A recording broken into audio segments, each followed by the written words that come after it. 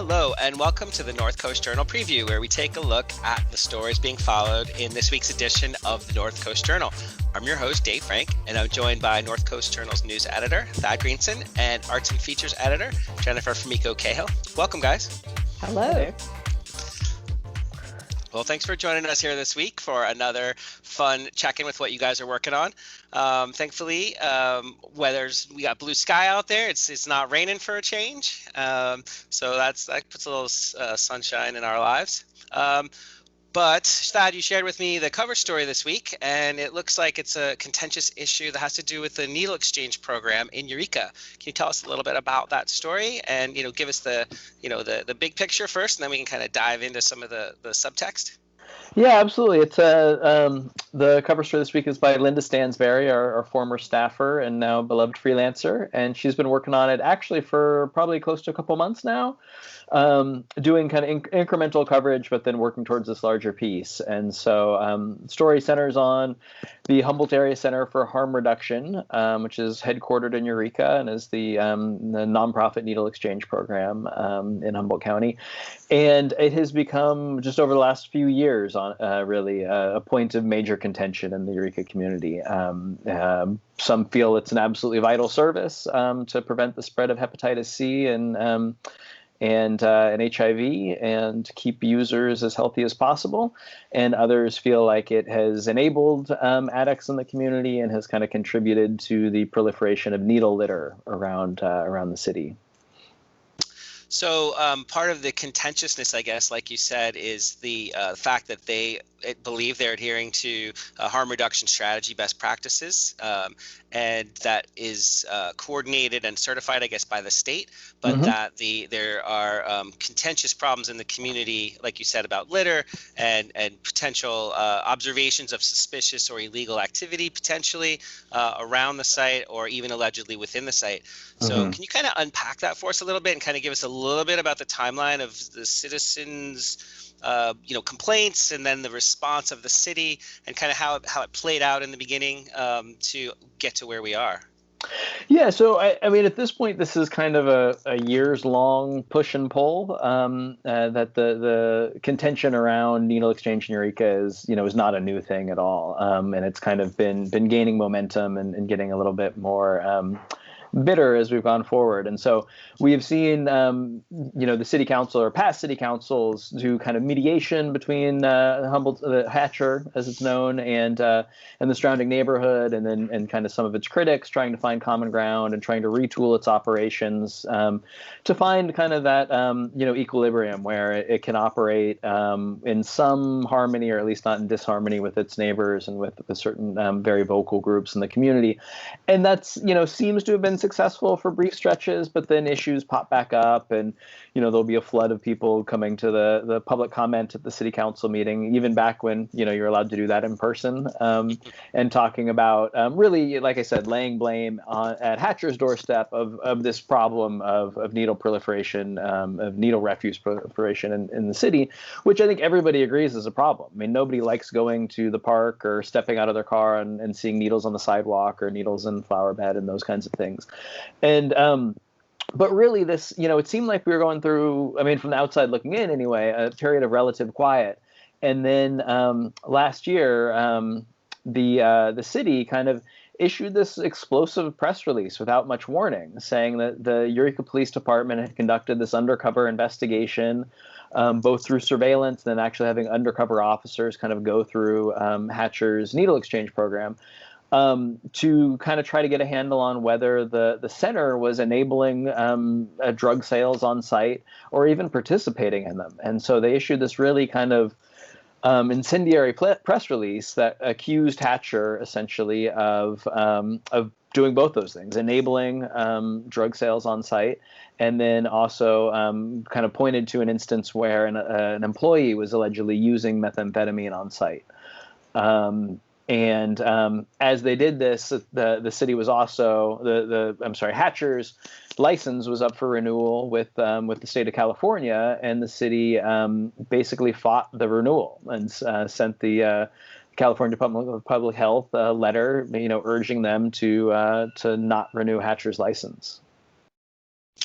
And so that undercover investigation, like you said, resulted in that the fact that it became public that there were these discrepancies with how they operated. And so if you fast forward, I guess, I don't know if this is the appropriate timeline here for us right now, but fast forward to December, and there was an announcement that their regular operations were suspended, but that there was, a follow-up that kind of, changed the dynamic of how they could administer services. You want to tell us a little bit about that change, that transition? Yeah. So, first of all, so the state of California renewed Hatcher's license, but they kind of, split the difference in that they renewed Hatcher's license, but except for within city limits. And so they kind of left the city of Eureka discretion over what Hatcher does within the city. And so then, originally they kind of reached an agreement in which Hatcher would continue operations. And then they took a step back from that and pending, I guess, mediation, and then they suspended Hatcher's operations within the city. And then the latest development is that the new city council has come in and has approved mobile distribution in Eureka at three specific locations: under the Samoa Bridge, down in the north part of the Bayshore Mall parking lot, and then on a piece of private property near the St. Vincent de Paul free dining facility.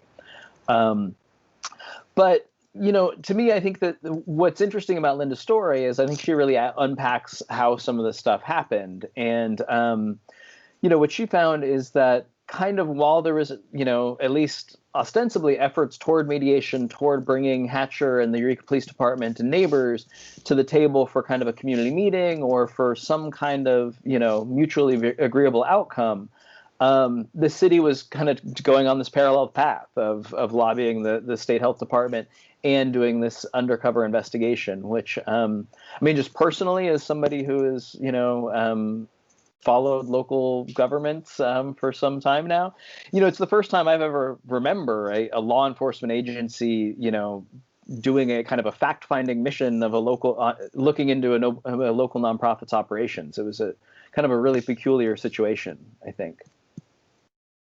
So just to unpack this a little bit, one of the elements here was that there was a little bit of a division within the city council. And so there was a group of folks who kind of were resistant to giving them the permission to proceed. Mm-hmm. And part of that, I guess, dynamic of the how contentious it really got was that in the permitting, in the revised plan that was submitted to the city for the mobile exchange program, there was some language included that was basically confrontational. You want to tell us a little bit about that, how that played out?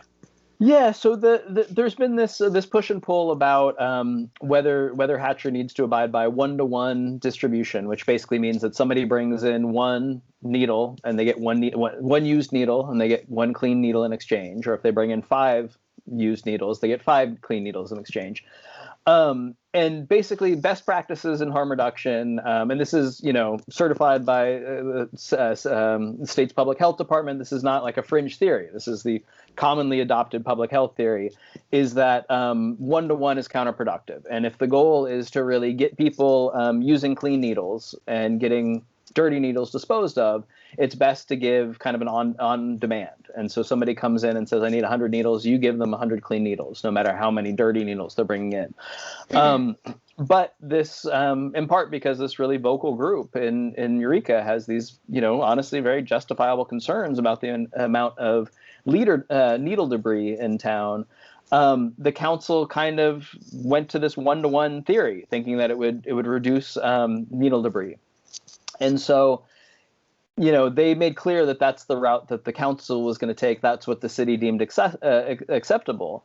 And so when Hatcher was putting together its operation plan under this new edict, it's unclear if it was the executive director or if it was the board of directors, but within this plan, they included some kind of subversive language of saying, even though 1-to-1 has been, proven not to be the most effective harm reduction strategy, we're going to do it because the city insists on optics or do it optics for the city and things like that were, kind of pointing out that we're doing this we know this isn't best practices, but we're doing it anyway because we're being made to do it.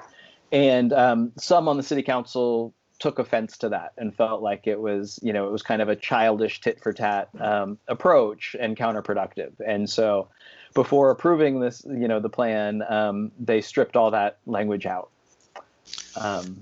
Yeah, I thought it was worth bringing this up just to shed light on, how, again, not to use this word repeatedly, but how contentious it really is between how people are perceiving the problem. There's so much more detail in there, but I just was hoping sort of as a takeaway, a sort of bird's eye view again. Where do we stand now? The plan is in place, but there are folks who aren't happy with it. Is that kind of where it's left with the city? I think the short of it is, the plan is in place and nobody is happy with it. That the people who are really critical of Hatcher's operations wanted it shut down, wanted no needle exchange happening, and Hatcher wanted to have its centralized location. And part of why Hatcher wants that is they feel like if they have a headquarters, a home base that people come to for this service, it's easier to bring them in for other services, to get them in line for treatment, to get them, access to healthcare and other things that these folks need to, fulfill the purpose of harm reduction, which isn't just making sure somebody has a clean needle, but it's making sure they are, being as healthy as they can be within the choices that they're making. So I think, we've arrived at this place where everybody's upset with the status quo, which maybe means a compromise has been reached. I don't know. One thing that I think is kind of a central question of this whole issue is, how Hatcher is operating in a residential neighborhood, which I think is part of the reason for some contention. But it's also started operations at this time when the homeless population has ballooned in Eureka, has really grown, I think has almost doubled over the last 4 years. And so it's hard for people to separate some of the impacts of that growth from what Hatcher is doing. And two, I know we're running out of time here, but two things that really stuck out to me from the article is one is Linda quotes City Manager Miles Slattery talking about the library being a kind of a magnet for some homeless activity and impacts. And he says, well, anytime you have free Wi-Fi and publicly accessible bathrooms, there are going to be issues. And to me, that says, well, the issue we're talking about goes way beyond Hatcher. If you're saying that any place in Eureka that offers free Wi-Fi and a bathroom is going to have these impacts of a homeless population, then obviously there's issues that are deeper than needle exchange. And then she also quotes Police Captain Brian Stevens of saying, what Hatcher was doing was bringing all these folks with dependencies into this one place, and it made it really easy for drug dealers then to prey on them, and drug dealers to come and try to sell drugs to these people. And that's undoubtedly true, but some would also say, well, isn't it then incumbent on the police department not to disrupt what Hatcher's doing, but to find these dealers and arrest them so they're not preying on people in line at Hatcher's needle exchange program? And so I think there's a really interesting kind of chicken and egg push and pull going on about, how much Hatcher and how much this operation contributes to these impacts that I think lots and lots of people are justifiably frustrated with. Well, thank you for those insights. Yeah, I mean, there's so much more in there in that article. So hopefully people can check it out and, get away from sort of the preconceived notions, let the facts speak for themselves. Thanks, Thad. Thank you. How about you, Jennifer? What's going on in the arts and features beat this week? Well, I have some very exciting news. If you are looking at February and looking at, Black History Month, as it's sometimes called, Black History Month / Black Liberation Month, I was talking to some people this week about why we are starting to lean toward Black Liberation Month, as HSU's events are labeled, and also some other events around town are labeled. And the idea is that, Black history is wonderful and important, but the work of getting everybody free, getting everybody towards a more equitable society is kind of the move right now, and should always be the move.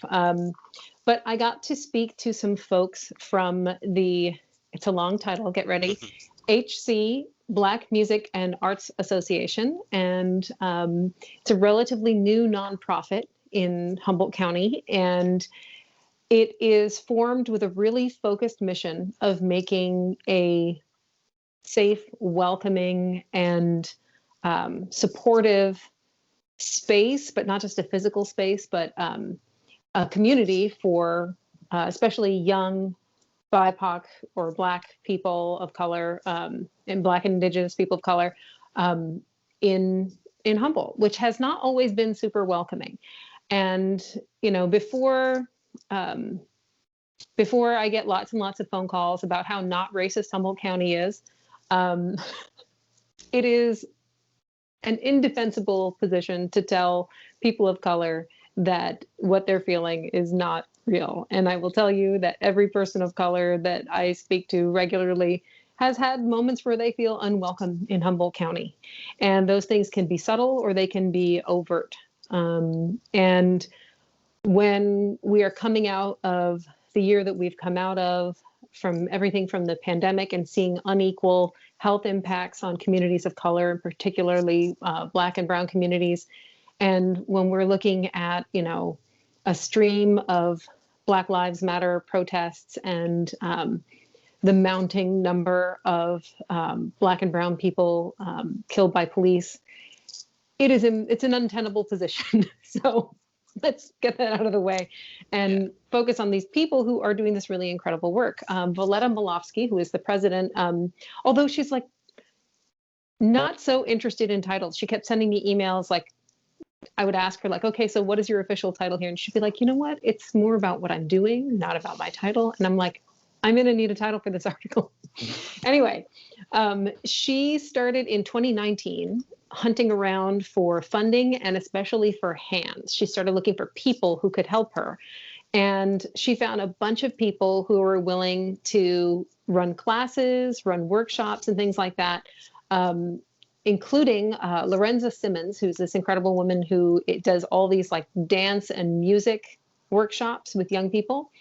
And she takes like this wonderful tradition of somatic movement, which, and moving the body along with songs, and tradition of work songs from Congo, songs from, all over the continent of Africa and the diaspora all over the world, and African-American tradition. And she kind of builds a curriculum of fun and kind of culture embracing activities for these kids. So you've got her, you've got artists, you've got this wonderful fellow, Doug Smith, who does a poetry course. He's at the African American Center for Academic Excellence, more long titles, at HSU. And anyway, he introduces students to poets and poetry and the oral tradition of African cultures. And also, contemporary writers. I was talking to him and I was like, I think most of the time during February, during Black History Month, most of the schools we went to kind of read a Langston Hughes poem and called it good. But he's exploring more and really showing the kids an outlet that was important to him growing up. And it was a great coping strategy for him growing up. I also spoke to a fellow named Corey Jones, who is a former Marine and father of 6, which already I'm like, how is your head not exploding? Please share your wealth of knowledge with me. Anyway, he's helping doing this mentoring thing and kind of showing kids how to find their way through stress, through coping with racism, and finding a way to be themselves and feel good about themselves, feel good in their skin. And it's kind of amazing. They're having a bunch of events over the month of February, and you'll be able to find a full schedule at northcoastjournal.com. But I also got to speak to a 7-year-old girl who has gone through they call it the Harambee youth camps that they did over the summer. And I think she'll be taking part in more of the like Zoom dance events and things they're doing during the Harambee Liberation Month this month. And she just loved it. And she just really blossomed through these programs. And she did she did the summer camp, and her mom told me, so her mom she's from a biracial family, and her mom is white, and her daughter was really kind of feeling the effects of being other and being treated like you're different, you're standing out, you possibly don't belong. Just with simple things like her hair texture and her skin tone. The way that children, innocently enough, or not in some cases, but can start to ask questions that make you feel suddenly like the root of those questions, where are you from, why do you look this way, etc., is always, why are you different, right? And therefore, why are you here? So she was really feeling that. And her mom told me that, in fact, Sarah Vovoda, her mom, told me that her involvement in the Harambee Youth Camp was like a breath of fresh air, and really just, she glowed after she came back from these events, just by being surrounded by people who look like her, or people who aren't questioning her, people who don't treat her like she stands out, however innocent that may be. And she just really blossomed through it. And she's seen how it works. And, they're getting a lot of good feedback about this. And one of the things that I did not get to go into in the story, but it will be on the schedule, is the what are they? It's usually called HC-BAMA is the abbreviation, but it's the HC Black Music and Arts Association, just to repeat the name. They are doing a kind of a roundtable discussion workshop thing where educators can come in, and you can be any teacher from any local school. And if you want to learn a little bit more about reaching POC students, this is the place. You can hop in there for free and get feedback from people who know how to do this, and people who are regularly mentoring and working with kids who are BIPOC and can effectively connect. And so I think it's an invaluable resource, and I hope lots of people will take advantage. Right on. One element that you have in the story that I thought, in the article, that I thought was really interesting, because I didn't know, it's called Harambee Liberation Month for their festivities, activities, and they called it Harambee Youth Empowerment Workshop. That Harambee, Swahili word for pulling together. Yeah. That was really neat. You want to say like one last little piece about that element of this? Yeah. So Valletta was telling me that the reason they chose that word is it's sort of the way you call out. Harambee is the thing you call out when you're trying to get everybody to come help with something. And it's a cliche now to say it takes a village, but this is the model, right? You call in everybody in the village. You call everybody in your community to pitch in and help, and that's what they're doing. And I think some of that too is, speaks to the principles of equity, in that when you're coming in, when you're being called in, you're not just being called in as a person who needs help, but as a person who maybe needs help, but is also capable of helping other people. And I think that's kind of beautiful. Right on. I'm glad we were able to get that in before Under the Wire here. It was a really important part of the story. Thank you. There's a lot more in there too for people to check out. That's just about going to do it for us this week. Pick up your copy of North Coast Journal. They're available on newsstands, and it's available online anytime.